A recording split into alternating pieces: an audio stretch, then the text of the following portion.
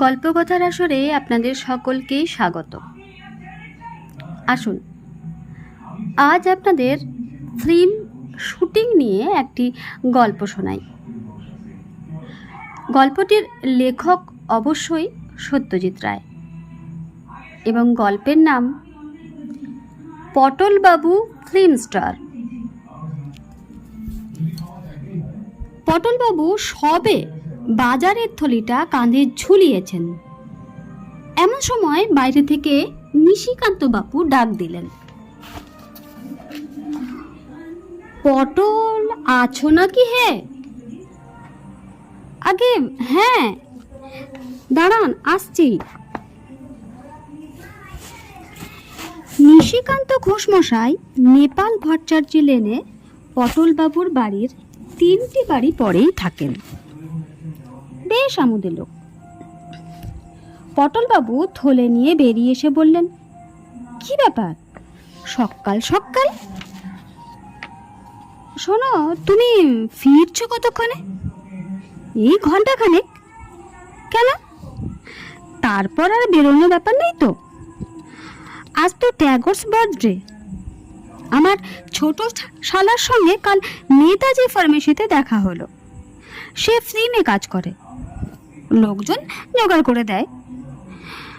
বললে কি জানি একটা ছবির একটা সিনের জন্য একজন লোক দরকার, যেরকম চাইছে, বুঝেছ? এই বয়স 50, বেটে খাটো, মাথায় টাক। আমার টক করে তোমার কথা মনে পড়ে গেল, তাই তোমার হতে দিয়ে দিলুম। বলেছে সোজা তোমার সঙ্গে এসে দেখা করতে। আজ সকালে 10টা নাগাদ আসবে বলেছে। তা তোমার আপত্তি নেই তো? ওদের রেট হিসেবে কিছু পেমেন্টও দেবে অবশ্যই। সকালবেলা ঠিক এই ধরনের একটা খবর পটলবাবু আশাই করেননি। 52 বছর বয়সে ফিল্মে অভিনয় করার প্রস্তাব আসতে পারে, এটা তার মতো নগণ্য লোকের পক্ষে অনুমান করা কঠিন বই কি। এ যে একেবারে অভাবনীয় ব্যাপার। কি হ্যাঁ কি না বলে ফেলো। তুমি তো অভিনয় করেছো এককালে, তাই না? হ্যাঁ, মানে না বলার আর কি আছে, সে আসুক, কথা টথা বলে দেখি। কি নাম বললেন আপনার শালার?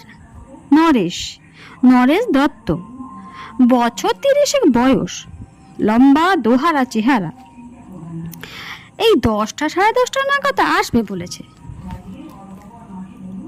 বাজার করতে গিয়ে আজ পটলবাবু গিন্নির ফরমাস গুলিয়ে ফেলে কালো জিরের বদলে ধানি লঙ্কা কিনে ফেললেন, আর সন্দীপ নুনের কথাটা তো বেমালুম ভুলেই গেলেন।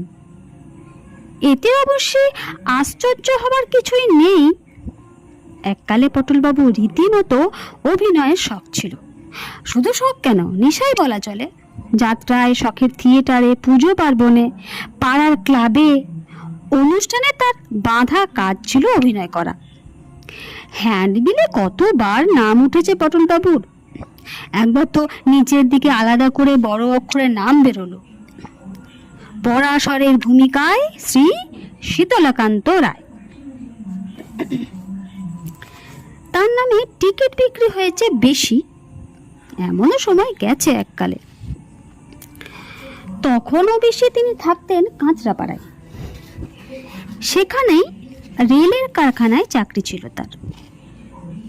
1934 সনে কলকাতার হাডসন অ্যান্ড কিম্বার্লি কোম্পানিতে আরেকটু বেশি মাইনের একটা চাকরি, আর নেপাল ভট্টাচার্য লেনে এই বাড়িটা পেয়ে পটলবাবু সস্ত্রীক কলকাতায় চলে আসেন। কটা বছর কেটেছিল ভালোই। আপিসের সাহেব বেশ স্নেহ করতেন পটলবাবুকে। 43 সনে পটলবাবু সবে একটা পাড়ার থিয়েটারে দল গর্ব করছেন, এমন সময় যুদ্ধের ফলে আপিসে হলো ছাঁটাই, আর পটলবাবুর 9 বছরের সাধের চাকরিটি কর্পূরের মতো উবে গেল। সেই থেকে আজ অবধি বাকি জীবনটা রোজগারের ধান্দায় কেটে গেছে পটলবাবুর। গোড়ায় একটা মণিহারি দোকান দিয়েছিলেন, সেটা বছর পাঁচেক চলে উঠে যায়। তারপর একটা বাঙালি আপিসে কেরানিগিরি করেছিলেন কিছুদিন, কিন্তু বড় কর্তা বাঙালি সাহেব মিস্টার মিটারের ঔদ্ধত্য আর অকারণ চোখ রাঙানি সহ্য করতে না পারায় নিজেই ছেড়ে দেন সে চাকরি। তারপর এই 10টা বছর ইন্স্যুরেন্সের দালালি থেকে শুরু করে কি না করেছেন পটলবাবু। কিন্তু যে অভাব, যে টানাটানি, সে আর দূর হয়নি কিছুতেই। সম্প্রতি তিনি একখানি লোহা লক করে দোকানে ঘোরাঘুরি করছেন। তার এক খুড়তুতো ভাই বলেছে সেখানে একটা ব্যবস্থা করে দেবেন।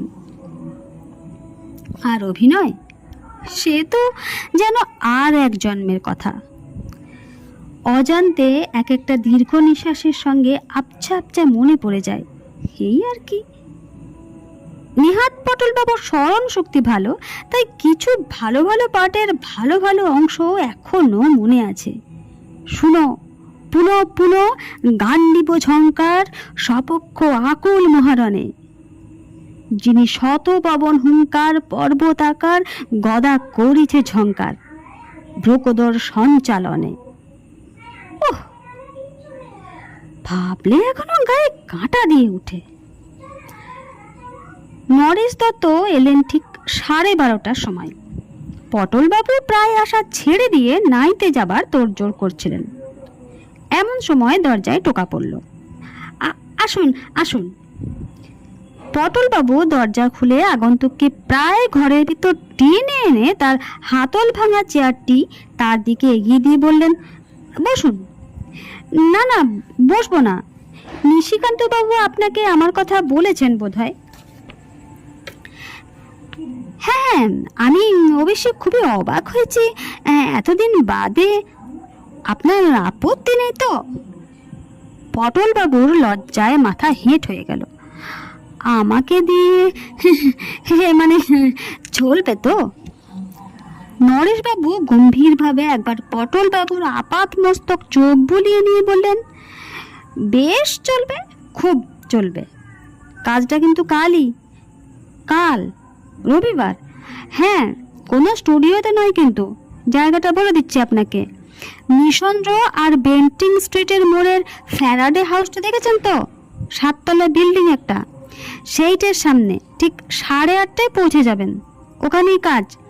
12টার মধ্যে আপনার হয়ে যাবে। নরেশবাবু উঠে পড়লেন। পটলবাবু ব্যস্ত হয়ে বললেন, কিন্তু পাঠটা কি বললেন না? পাঠ হলো গিয়ে আপনার একজন পেডিট্রিয়ানের, মানে পথচারী আর কি, একজন অন্য মনস্ক বদ মেজাজি পেডিট্রিয়ান। ভালো কথা। আপনার গলাবদ্ধ কোট আছে কি?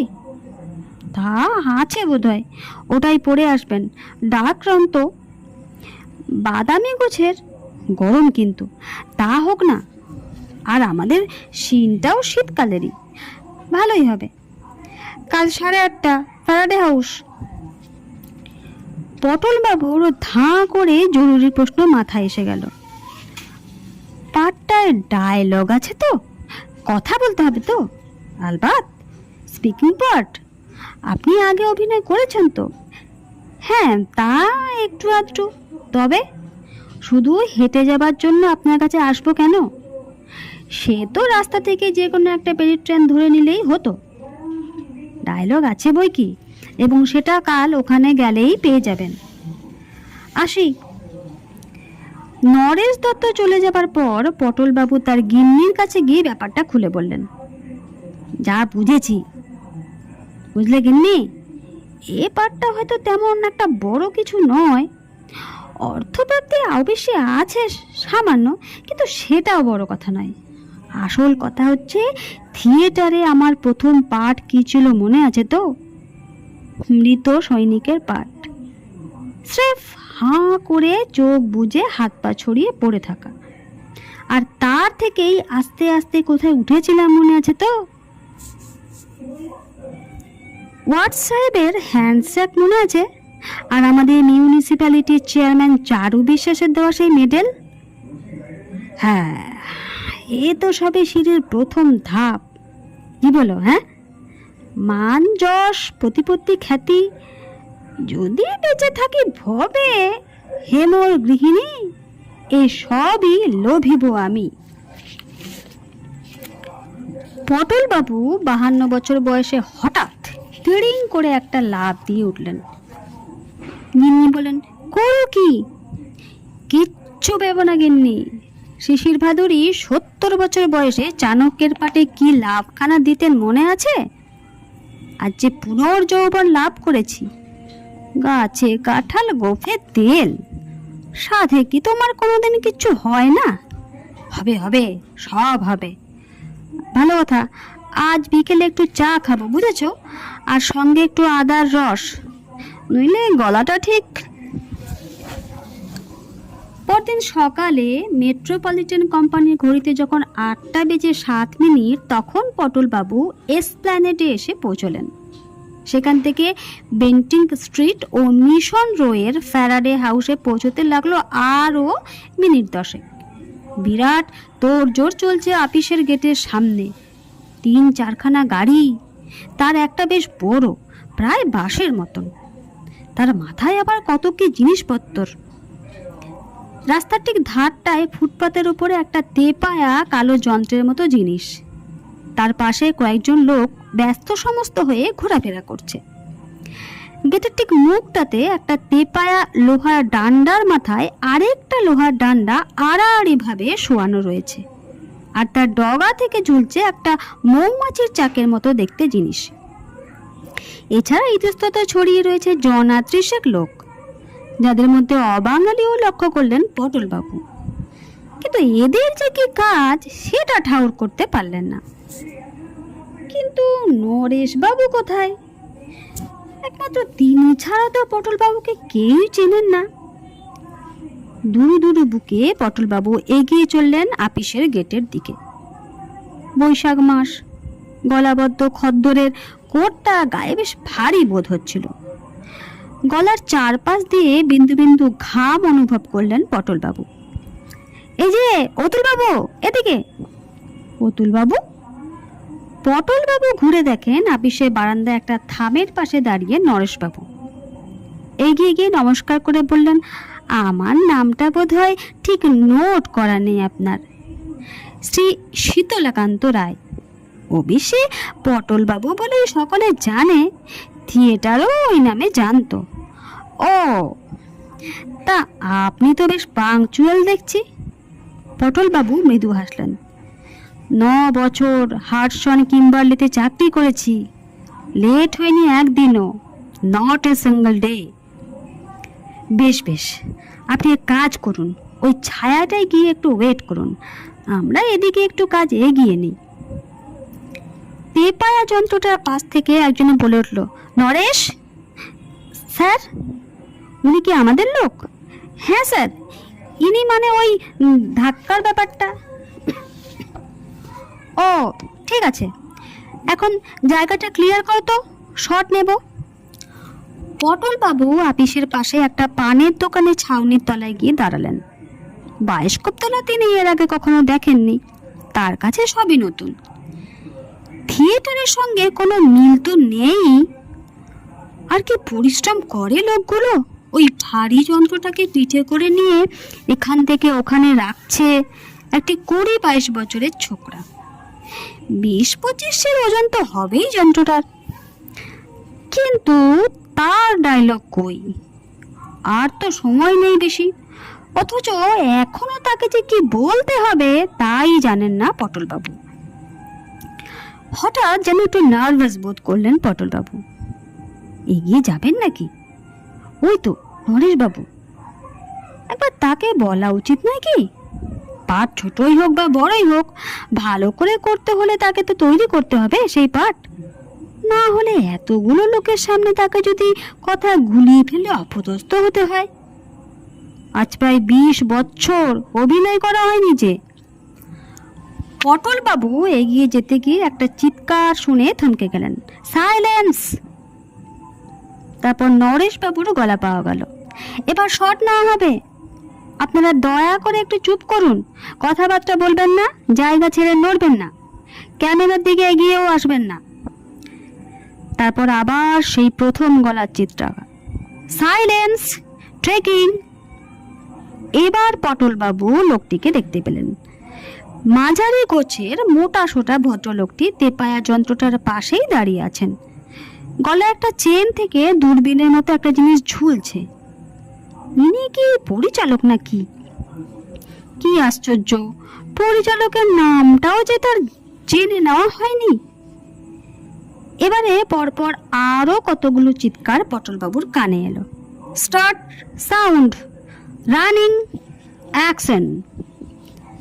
অ্যাকশন কথাটার সঙ্গে সঙ্গেই পটলবাবু দেখলেন চৌমাথার কাছ থেকে একটা গাড়ি এসে আপিসের সামনে দাঁড়ালো, আর তার থেকে একটি গোলাপি রং মাখা স্যুট পরা যুবক দরজা খুলে প্রায় হুমড়ি খেয়ে নেমে হনহনিয়ে আপিসের গেট পর্যন্ত গিয়ে থেমে গেল। পরক্ষণেই পটলবাবু চিৎকার শুনলেন, কাট! আর অমনি সাইলেন্স ভেঙে গিয়ে জনতার গুঞ্জন শুরু হয়ে গেল। পটলবাবুর পাশেই এক ভদ্রলোক তার দিকে ঝুঁকে পড়ে জিজ্ঞেস করলেন, ছোকরাটিকে চিনলেন তো? পটলবাবু বললেন, কই না তো। ভদ্রলোক বললেন, চঞ্চল কুমার, তত্তরিয়ে উঠছে ছোকরা, একসঙ্গে 4খানা বইয়ে অভিনয় করছে। পটলবাবু বায়োস্কোপ খুবই কম দেখেন, কিন্তু এই চঞ্চল কুমারের নাম যেন শুনেছেন দুই একবার। কোটিবাবু বোধ হয় এই ছেলেটারই প্রশংসা করছিলেন একদিন। বেশ মেকআপ করেছে ছেলেটি। ওই বিলিতি স্যুটের বদলে ধুতি চাদর পরিয়ে ময়ূরের পিঠে চড়িয়ে দিলেই একেবারে কার্তিক ঠাকুর। কাঁচরাপাড়ার মনোর্ত স্বরূপে চিনু চেহারা কতকটা ওই রকম ছিল বটে। বেড়ে ফিমেল পার্ট করতো চিনু। পটলবাবু একবার পাশের ভদ্রলোকটির দিকে ঝুঁকে পড়ে ফিসফিস করে বললেন, আর পরিচালকটির নাম কি মশাই? ভদ্রলোক অবাক হয়ে বললেন, সে কি, আপনি তাও জানেন না? উনি যে বরেন মল্লিক, 3খানা ছবি পর পর হিট করেছে। যাক, কতগুলো দরকারি জিনিস জানা হয়ে গেল। নইলে গিন্নি যদি জিজ্ঞেস করতেন কার ছবিতে কার সঙ্গে অভিনয় করে এলে, তাহলে মুশকিলেই পড়তেন পটলবাবু। নরেশ এক ভার চা দিয়ে গেল পটলবাবুকে। আসুন স্যার, গলাটা একটু ভিজিয়ে আলগা করে নিন, আপনার ডাক পড়ল বলে।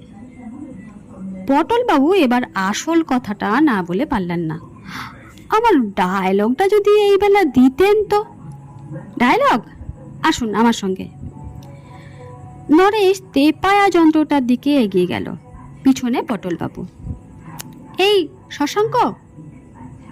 একটি হাফ শর্ট পরা ছোকরা এগিয়ে এলো নরেশের দিকে। নরেশ তাকে বললে, এই ভদ্রলোককে ওর ডায়লগটা দিয়ে দাও তো, একটা কাগজে লিখে দাও, সেই ধাক্কার ব্যাপারটা। শশাঙ্ক পটলবাবুর দিকে এগিয়ে গেল। আসুন দাদু। এই জ্যোতি, তোর কলমটা একটু দে তো, দাদুকে ডায়লগটা দিয়ে দি। জ্যোতি ছেলেটি তার পকেট থেকে একটি লাল কলম বার করে শশাঙ্কর দিকে এগিয়ে দিল। শশাঙ্ক তার হাতের খাতা থেকে একটা সাদা পাতা ছিঁড়ে কলম দিয়ে তাতে কি জানি লিখে কাগজটা পটলবাবুকে দিল। পটলবাবু দরজার দিকে চেয়ে দেখলেন তাতে লেখা আছে, আহ আহ আহ। পটলবাবুর মাথাটা কেমন ঝিমঝিম করে উঠল। কোটটা খুলে ফেলতে পারলে ভালো হয়। হঠাৎ গরম অসহ্য হয়ে উঠেছে। শশাঙ্ক বলল, দাদু যে গুম মেরে গেলেন, কঠিন মনে হচ্ছে। এরা কি তাহলে ঠাট্টা করছে? সমস্ত ব্যাপারটাই কি একটা বিরাট পরিহাস? তার মতো নিরীহ নির্বিবাদী মানুষকে ডেকে এনে এত বড় শহরের এত বড় রাস্তার মাঝখানে ফেলে রং তামাশা? এত নিষ্ঠুর কি মানুষ হতে পারে? পটলবাবু শুকনো গলায় বললেন, ব্যাপারটা ঠিক বুঝতে পারছি না। কেন বলুন তো? শুধু আহ, আর কোনো কথা নেই? শশাঙ্ক চোখ কপালে তুলে বললেন, বলেন কি দাদু, ও কি কম হলো নাকি? এ তো রেগুলার স্পিকিং পার্ট, বরেন মল্লিকের ছবিতে স্পিকিং পার্ট। আপনি বলছেন কি? আপনি তো ভাগ্যবান লোক মশাই। জানেন, আমাদের এই ছবিতে আজ পর্যন্ত প্রায় 150 লোক পাঠ করে গেছে, যারা কোনো কথাই বলেনি, শুধু ক্যামেরার সামনে দিয়ে হেঁটে গেছে। অনেকে আবার হাঁটেও নি, স্রেফ দাঁড়িয়ে থেকেছে। কারুর কারুর মুখ পর্যন্ত দেখা যায়নি। আজকেও দেখুন না, ওই যে ওরা সব দাঁড়িয়ে আছেন ল্যাম্প পোস্টের পাশে, ওরা সবাই আজকের সিনে, কিন্তু একজনেরও একটিও কথা নেই। এমনকি আমাদের যে নায়ক চঞ্চল কুমার, তারও আজ ডায়লগ নেই, কেবলমাত্র আপনার কথা, বুঝেছেন? এবার জ্যোতি বলে ছেলেটি এগিয়ে এসে পটলবাবুর কাঁধে হাত রেখে বলল, শুনুন দাদু, ব্যাপারটা বুঝে নিন। চঞ্চল কুমার হলেন এই অফিসের বড় চাকুরে। সিনটায় আমরা দেখাচ্ছি যে অফিসে একটা ক্যাশ ভাঙার খবর পেয়ে উনি হন্তদন্ত হয়ে দৌড়ে অফিসে ঢুকেছেন। ঠিক সেই সময় সামনে পড়ে গেছেন আপনি, একজন পেডেট্রিয়ান, বুঝেছেন? লাগছে ধাক্কা, বুঝেছেন? আপনি ধাক্কা খেয়ে বলছেন আহ, আর চঞ্চল আপনার দিকে দৃকপাত না করে ঢুকে যাচ্ছে অফিসে। আপনাকে অগ্রাহ্য করাতে তার মানসিক অবস্থাটা ফুটে বেরোচ্ছে, বুঝেছেন? ব্যাপারটা কত ইম্পর্ট্যান্ট ভেবে দেখুন। এবার শশাঙ্ক এগিয়ে এসে বলল, শুনলেন তো? যান এবার ও দিকটায় যান দেখি, এদিকটায় ভিড় করলে কাজের অসুবিধা হবে। আরেকটা শট আছে, তারপর আপনার ডাক পড়বে। পটলবাবু আস্তে আস্তে আবার পানের দোকানটার দিকে সরে গেলেন। ছাউনির তলায় পৌঁছে হাতের কাগজটার দিকে আর দৃষ্টিতে দেখে আশেপাশে কেউ তাকে দেখছে কিনা দেখে কাগজটা কুণ্ডলি পাকিয়ে নর্দমার দিকে ছুঁড়ে ফেলে দিলেন। আহ! একটা বিরাট দীর্ঘশ্বাস পটলবাবুর বুকের ভেতর থেকে উপরে উঠে আসলো। শুধু একটি মাত্র কথা, কথাও না, শব্দ। আহ! গরম অসহ্য হয়ে আসছে। গায়ের কোটটা মনে হয় যেন মন খানেক ওজন। আর দাঁড়িয়ে থাকা চলে না, পা অবশ হয়ে আসছে। পটলবাবু এগিয়ে গিয়ে পানের দোকানে ওদিকে আপিসটার দরজার সিঁড়ির ওপর বসলেন। 9:30 বাজে। করালিবাবুর বাড়িতে শ্যামা সঙ্গীত হয় রবিবার সকালে। পটলবাবু নিয়মিত গিয়ে শোনেন, বেশ লাগে। সেখানেই যাবেন নাকি চলে? গেলে ক্ষতিটা কি? এসব বাজে খেলো লোকের সৎস্বর্গে রবিবারের সকালটা মাটি করে লাভ আছে কিছু? আর অপমানের বোঝাটাও যে বইতে হবে সেই সঙ্গে। সাইলেন্স! ধুর, নিকুচি করেছে তোর সাইলেন্সের। যা না কাজ তার 32 কোণ ফুটুনি আর ভরং। এর চেয়ে থিয়েটারে কাজ। থিয়েটার থিয়েটার অনেক কাল আগের একটা ক্ষীণ স্মৃতি পটলবাবুর মনের মধ্যে জেগে উঠল। একটা গম্ভীর সংযত অথচ সুরেলা কণ্ঠস্বরে বলা কতগুলো অমূল্য উপদেশ। একটা কথা মনে রেখো পটল, যত ছোট পার্টি তোমাকে দেওয়া হোক, তুমি জেনে রেখো তাতে কোনো অপমান নেই। শিল্পী হিসেবে তোমার কৃতিত্ব হবে সেই ছোট্ট পার্টি থেকেও শেষ রসটুকু নিংড়ে বার করে তাকে সার্থক করে তোলা। থিয়েটারে কাজ হলো 5 জনে মিলেমিশে কাজ। সকলের সাফল্য জড়িয়েই নাটকের সাফল্য। পাকরাশি মশাই দিয়েছিলেন এই উপদেশ পটলবাবুকে। গগন পাকরাশি পটলবাবুর নাট্যগুরু ছিলেন তিনি। আশ্চর্য অভিনেতা ছিলেন গগন পাকরাশি, অথচ দম্ভের লেশ মাত্র ছিল না তার মনে। ঋষিতুল্য মানুষ আর শিল্পীর সেরা শিল্পী।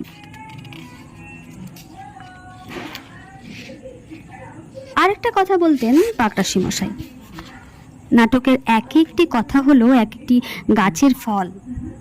সবাই নাগাল পায় না সে ফলের, যারা পায় তারাও হয়তো তার খোসা ছাড়াতে জানে না।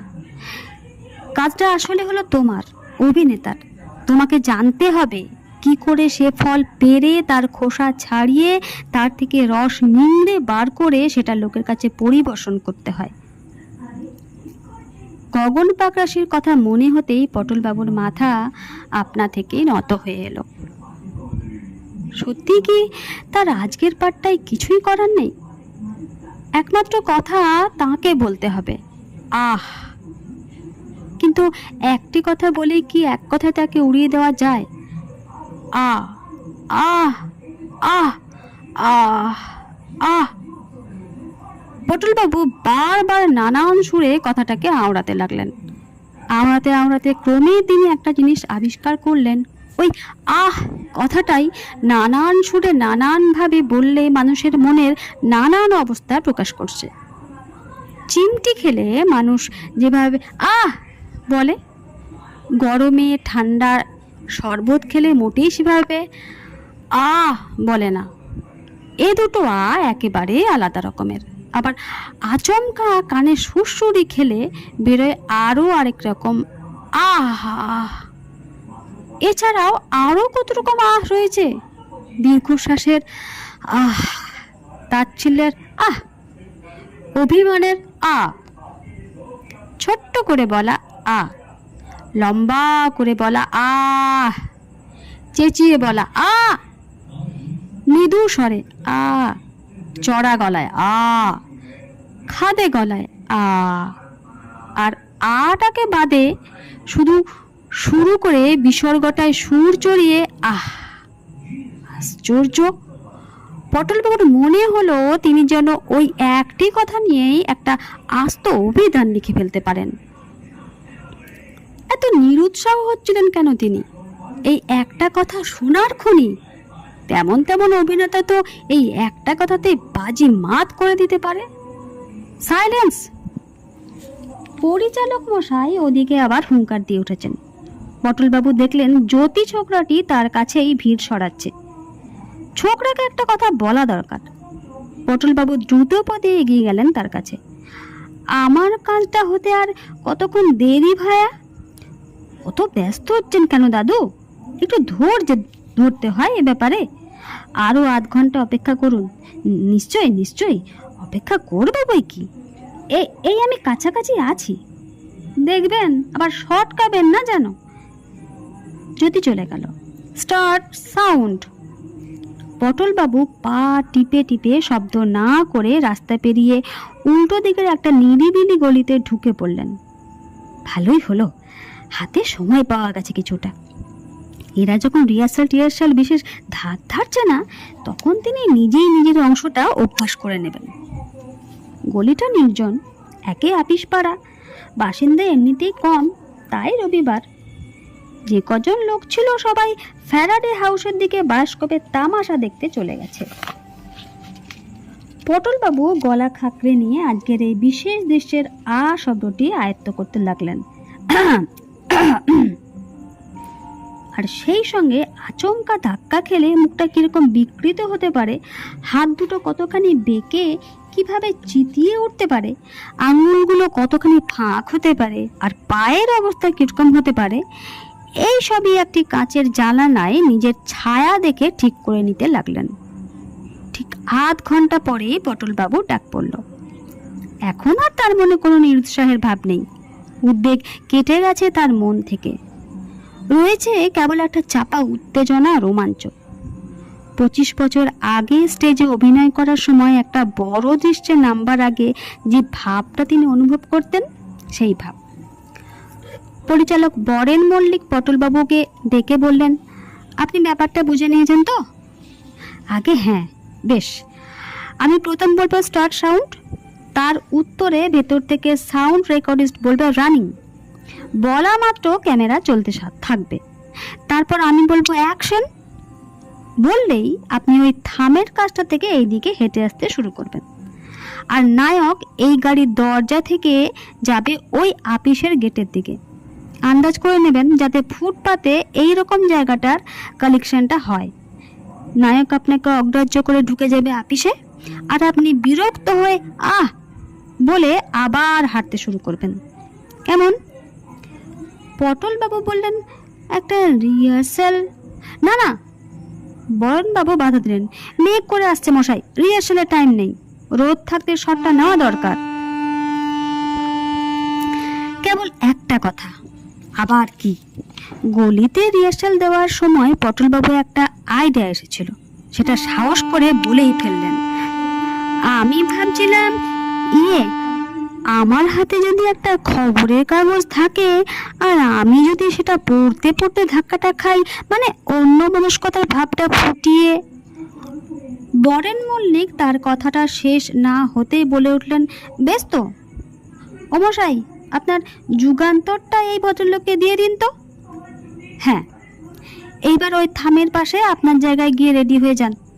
চঞ্চল, তুমি রেডি? গাড়ির পাশ থেকে নায়ক উত্তর দিলেন, yes sir. Good. Silence. Boren Mallick হাত তুললেন, তারপর হঠাৎ তক্ষুনি হাত নামিয়ে বললেন, ওহো, 1 মিনিট। কেষ্ট, ভদ্রলোককে একটা গোঁফ দিয়ে দিয়ে দাও তো চট করে। ক্যারেক্টারটা পুরোপুরি আসছে না। কিরকম গোঁফ স্যার? ঝুপো, না চারা দেওয়া, না বাটারফ্লাই? সবই রেডি আছে। বাটারফ্লাই, বাটারফ্লাই, চট করে দাও, দেরি করো না। একটা কালো বেটে ব্যাক ব্রাশ করা ছোকরা পটলবাবুর দিকে এগিয়ে গিয়ে হাতে একটা টিনের বাক্স থেকে ছোট্ট চৌকো কালো গোঁফ বার করে আঠা লাগিয়ে পটলবাবুর নাকের নিচে সেঁটে দিল।